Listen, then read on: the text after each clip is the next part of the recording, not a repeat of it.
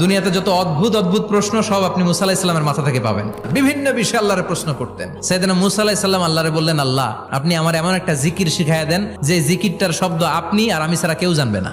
দিনে রাতে সব সময় এই জিকির আমি করব, আপনারে ডাকবো, কিন্তু শর্ত হলো এই জিকিরটা জানবে শুধু আপনি আর জানবো শুধু আমি। আল্লাহ বললেন, মুসা পড়ো লা ইলাহা ইল্লাল্লাহ।